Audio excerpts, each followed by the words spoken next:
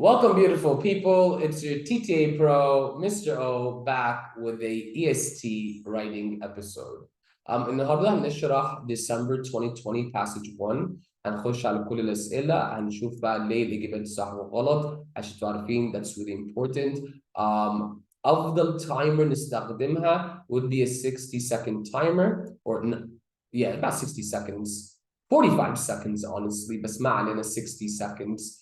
وبرضو الامتحان ده موجود بالكامل بالريبورت under الكمبيوتر based test. Right? This is the version اللي فيها أو عندها الexplanations لكل السؤال وexplanations مهمة. روان الexplanations كانت واضحة ولا لا؟ I hope so. I tried to make it as clear as possible من ناحية الexplanations على كل الأسئلة عشان نيجي نخطأ we can know the mistake right على طول. Right, it's really important. وده برضه يساعدنا نتعود على system of the EST, the strange writing system اللي هما بيستخدموها. Let's begin. Question number 1. أنا مش هقرا كل حاجة in details برضه صح؟ Homework review. So بنستخدمها as review. So number 1, starting with a few laymen who were seated. Answer A أفضل الإجابة. lay who ده is a subject pronoun. يعني ايه subject pronoun؟ بيجي بعديها الverb who. اوكي which ما ينفعش عشان احنا دلوقتي بنتكلم عن layman بني ادمين. So which عشان events مثلا. Right, so غلط. whose ما ينفعش عشان whose ده possessive. يعني ايه possessive؟ لازم يجي بعديها اسم، لازم يجي بعديها noun. وانسر D whose ما ينفعش عشان ده كده معناها who is or who has. So لو شفتها في الجملة وطبعا لازم نحط الإجابة تاني في الجملة. Here who is were no. So مش هستخدم الapostrophe s. أفضل الإجابة بتاعتنا إجابة A. Now remember guys, this test برضو موجودة under the computer based test. If you need to solve it as a full test, bill report question number 2. Very tricky question number 2 here. You got this wrong, Mrs. Rowan. Which provides the most logical introduction to the sentence? So question number 2 هنا. عايزين نعمل introduction للsentence. Let me just zoom in برضو شوية here. Looks better. Okay. برضو من فوق. Let me just get this nice and down. Okay. So we want to introduce the sentence in Mrs. Rowan. So أول حاجة عايزين نعملها عايزين نقرأ السنتنس. So وبرضو لازم نقرأ context. This is important في الامتحان. Context بيأثر جامد قوي في ال answer choices. لو ما قريتش ال context يعني ال information حواليها then مش هقدر أجاوب السؤال. Now برضو خدوا بالكم sentence number 2 لو شفتوا الstructure بتاعتها is a transitional sentence بينقلنا من فكرة لفكرة. So here the auditorium gasped. Okay. And then بقى here بيقول لي surprisingly the president had said. Answer A is the best answer. أيوة هنا بيسألني على introduction to the sentence. بس ده كده مش معناها أنا بشوفها لوحدها. Sentences are organic, right? Organic معناها كل الايدياز بيخش في بعض. So لو انا حاولت اشوف الجمله فرديه لوحدها وحاولت اعرف الاجابه من الجمله دي من غير اقرا الانفورميشن اللي قبليها واللي بعديها then I'm going to have a bad time. So unfortunately, right? 45 seconds. Yeah, okay. So Rowan بتقول لي 45 seconds is not enough time. صحيح؟ 45 seconds وقت قليل، ولكن في أسئلة بياخد 10 seconds، في أسئلة بياخد 30 seconds، في أسئلة بياخد دقيقة ونص، صح؟ أنا بقول لكم 45 seconds general recommendation. So لو طولنا شوية في السؤال زي ده بيتعوض مع أسئلة تانية. So مثلا أنا شفت في التايمر عندي في الداتا يا مسز روان انت اخدتي 9 minutes حلو. So مش كل السؤال هيبقى 45 seconds ده بس بشكل عام.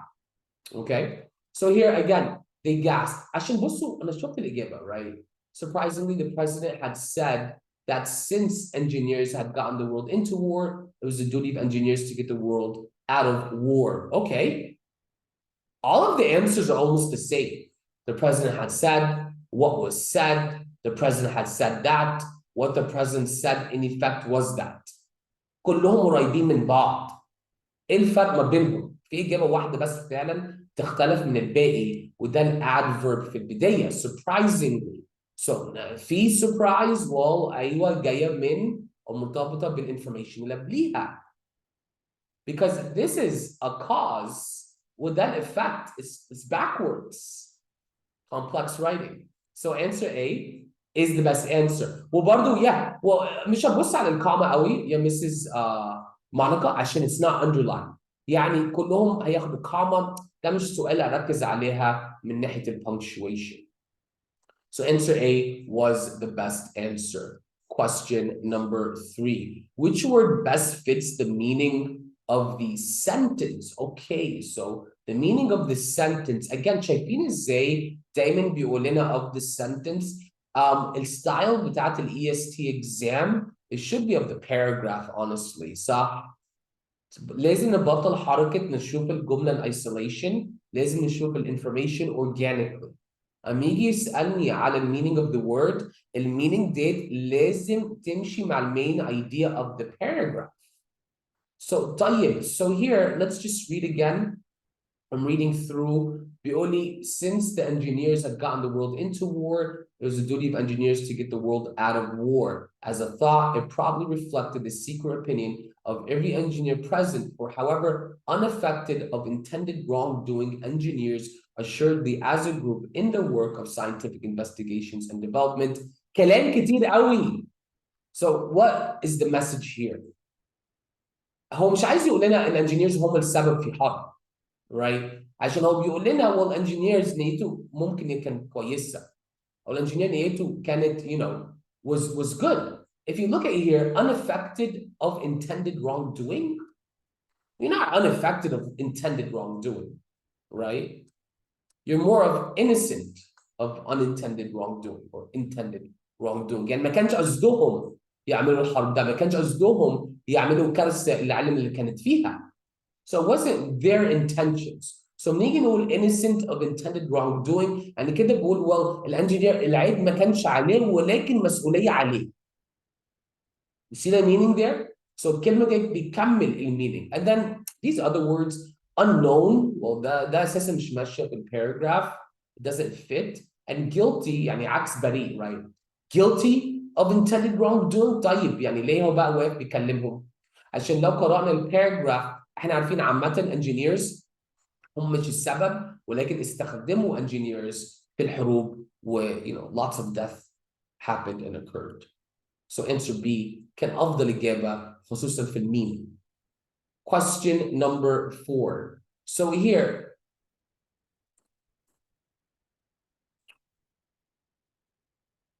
their work of scientific investigation and development, comma, the statement that engineers were responsible for the conflict then raging in Europe was absolute truth.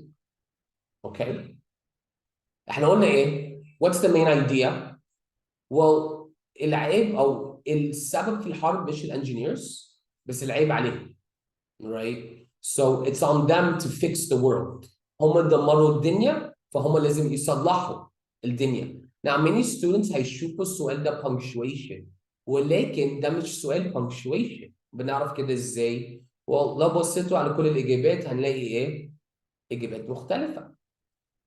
Right? So here the statement that engineers were responsible of the conflict was truth, right? It seems the engineers were responsible for the conflict. The statement disregards the engineers were responsible. Only engineers responsible for the conflict. Well, لازم نشوف meaning of the sentences. عشان كده students أما هما بيجوا الكورس وبيجوا عايزين شهر وخلاص. This is a reading question. This is a reading question.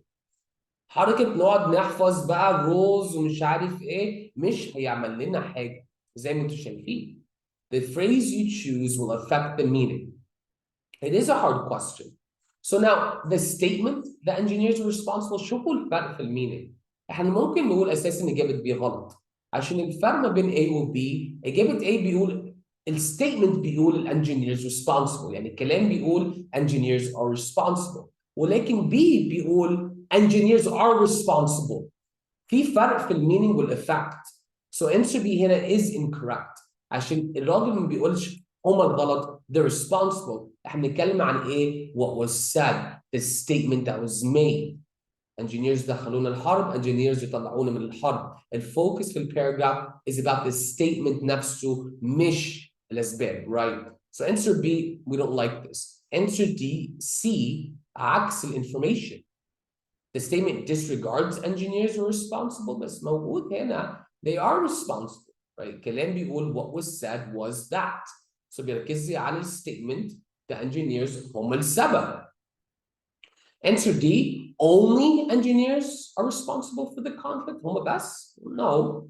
Again, that's not the focus of the paragraph. The focus was answer A. We're focusing on the statements made by a speaker or the major engineering society, right? They gave expression to a thought. Look at that. What he said made people gasp. What he said was that. So the topic here is a hard topic. It's not just engineers. The topic here, what was said about engineers. كده indirect information. So شايفين فعلا محتاجة قعدة كده ولازم نقعد نفكر well ايه الافكت في كل sentence. لو انا لقيت اجابة A or B or C or D التأثير في meaning of the paragraph. Question number 5 تطلبوا الجزء الصغير ده, right? So لسه لو انتوا حافظين ممكن تمشي. So the profession of engineering, comma, which, comma, by the way, comma, is merely the adapting of discoveries dash verb, right? So أول حاجة فين subject of verb? Right here, the profession is, right? It's my subject and verb. انتوا عارفين طبعا ما ينفعش تحط right comma dash verb. So give it a غلط عشان بيديني subject comma dash verb, incorrect. Answer B, right? بيديني what? Subject dash verb. I mean, this is typical structure. مفيش حاجة غريبة, right? زي subject comma verb, subject dash verb. الاثنين دول جميل قوي. Answer C. Oh, وهنا بيديني subject comma verb, question mark. Right? هنقول الإجابة دي غلط عشان نوفر وقت. Which is, this is incorrect, right? عشان subject comma dash verb. المشكلة في إجابة A زي إجابة D, right? Subject comma dash verb, incorrect. طيب B و C. spaghettios. وواحد بيديني subject dash verb, dash verb بالظبط. واحد بيديني subject comma verb. So احنا ممكن نقول الاثنين دولت صح. الاثنين دولت صح and it's okay. So احنا بنركز على ايه؟ زي لنا بتقول لي we focus on the style بقى. أنهي واحد عنده ستايل أفضل؟ أما عندي إجابتين والإجابتين دولت كجرامر صح أو كpunctuation صح. أنا دلوقتي بركز على الستايل. أنهي واحد أوضح? You know, which one is clear? Which one is clear to me? So answer B is better than answer C. عشان again, answer C, engineering, comma, which, comma, by the way, comma, is merely the adapting of discovery, Oh my God, comma, right?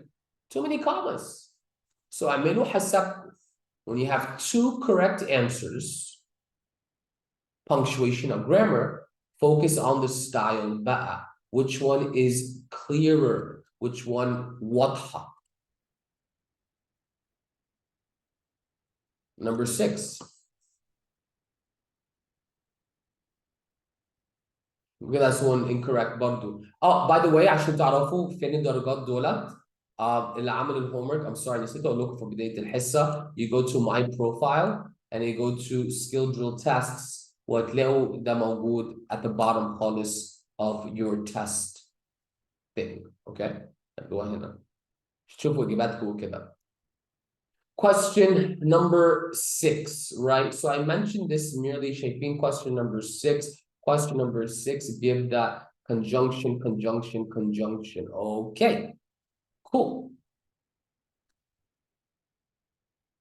I mentioned this merely to bring the reader's attention the tremendous power which engineers wield in world affairs. Okay, so here's the thing number 1, right? لو ببدأ الجملة بالconjunction، الconjunction ديت لو بيبدأ بالجملة يا إما مرتبطة بالأيديا اللي قبليها يا إما بيقدم لي فكرة بعديها، يا ده يا ده، right؟ يا قبليها يا بعديها، أنا لازم أشوف some sort of relationship. Right, so let's read the information that قبليها. I mentioned that this merely to bring the reader's attention the tremendous power which engineers wield in world affairs. Much to our dismay, very little is known about it among those outside of the profession. Okay. So the engineers wield or have tremendous power. Very little is known about it among those outside of the profession. Laymen know something about law, something about this, but laymen know nothing about engineering. طيب, so let's look at the answers. Answer A مش عارف دلوقتي. يعني مفيش conjunction, delete, صح? But, well, you're showing a contrast, right? Showing a contrast. So we need to contrast the main ideas. ولو شفت الانفورميشن اللي قبليها مع الانفورميشن اللي بعديها, right? Sentence number 1 نقول ده number 1 ونقول ده sentence number 2. هل في contrast هنا؟ عشان it's telling me that engineers have tremendous power. Many people don't know about it outside of the profession. Maybe. This is how you work it back. Answer C, since, cause and effect. Well, مفيش cause and effect.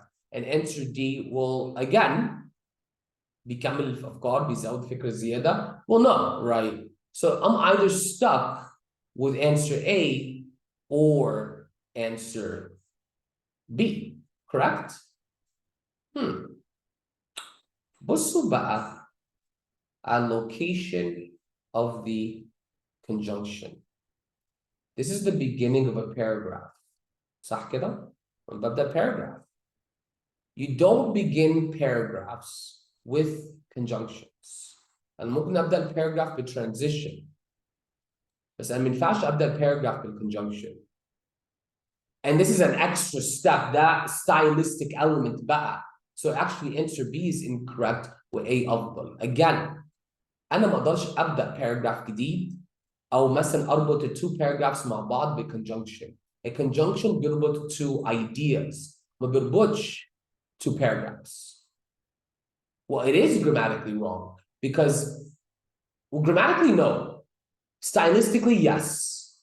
عشان conjunction بيربط ideas, right? بيربط independent ideas.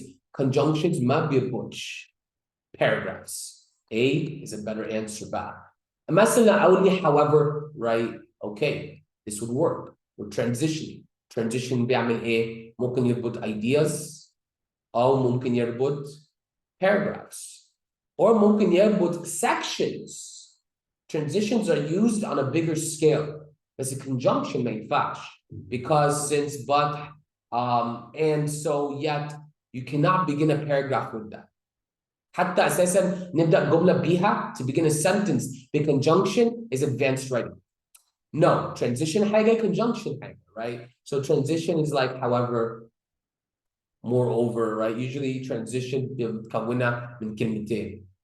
So although it sounds correct, and although ممكن يبقى فيه what's the word I'm looking for? Contrast بسيطة, right? حبيبي عمرو احنا لسه قايلين ايه؟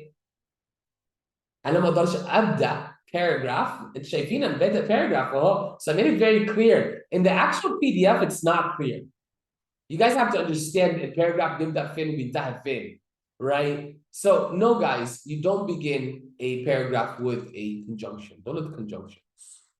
Don't let the coordinating conjunction or the subordinating conjunction. You can begin a paragraph with a transition or nothing. We hold transitions, therefore, moreover, however, on the other hand, contrastingly, whatever. Since is a conjunction, حبيبي. It's a subordinating conjunction كمان. برضو في حاجة كمان مع كلمة since لو بدأت بالsince كده محتاج comma subject verb for since, right? عشان since زي because زي yes since what بالظبط زي after زي until دولت محتاجين common subject verb. so كده grammatically since هيتشال and هيتشال so فA B, right? And again, a rule not many people know: don't begin paragraphs with conjunction, transition, or nothing. Question number 7. I think this is an easier question, right? I shouldn't be run between men, right? Between the men who run a locomotive and the man, right? Word pair, محتاجين parallelism. And subject-verb agreement, right? Yeah. So many things here.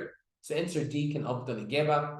B و C محتاجين بعديها النعم، صح؟ لو عندي apostrophe S أو S apostrophe أنا محتاج بعديها a noun. وإجابة A number 1 الnoun ده الpronoun الverb singular.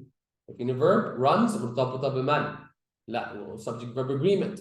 Another way ممكن نشوفها well between the man and the man, right? Parallelism. So more than one reason ليه الإجابة مفروض تبقى دي وباقي الإجابات غلط. Question number 8. Well, look at this. What should be done, right?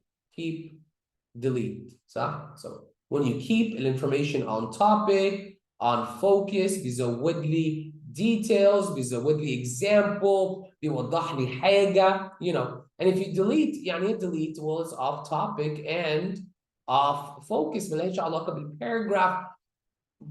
There's a difference as between day and night. Don't you feel like it's emphasizing الديفرنس ده؟ مش بيقول لي مثلا difference بسيط or different. No, it's saying الفرق ما بينهم ده الفرق ما بين day and night, right? And I like answer A a lot more. Now answer B, it provides a break from formal structure. ده ما بيجيش as keep, right? ما فيش حاجة اسمها breaking formal structure. If you break formal structure ده غلط. The paper formal, it's formal. Put in information, formal, right? Delete, it does not add to the sentence. برضو ده مش سبب ن delete information, by the way. That's subjective. Subjective يعني ده الفكرة ديت بيعتمد على الopinion بتاعتك. احنا مش عايزين opinions. عشان who's to say it adds or doesn't add? Who's to say that? لازم يبقى في criteria عشان نقول لا, it's not acceptable. And D, it's relevant. Well, it is relevant. أول ما شفنا D, right? It's not repetitive though. عشان بيقول لي it's a difference. Excuse me, I'm sorry. بيقول لي it's a difference, right? لدرجة إيه؟ أنا مش عارف. How different are they? A little different? A lot? You know? Well, بيقول لي بيوضح لي بقى the difference بقى. So بياخد الفكرة and he makes it more specific, right? And ده حاجة بقى في الwriting, حاجة مهمة في الwriting نفهمها. We need very specific information, specificity. Question number 9, easy question. الgrammar questions, those are the easy ones هنا في الامتحان. المشكلة بيجي في relevancy والdiction, right? So here, question number 9. Yes, Mrs. Monica. Here, so they stopped them. Well, who is them, right? I don't know what them is. So let's see here. Engineers started the greatest war the world has known. They also stopped, well, the war, correct? Actually, they started and they stopped. So here they stopped it. We're talking about war. Now, عندي سؤال pronoun بنعمل إيه? We find the noun, or we look for the noun.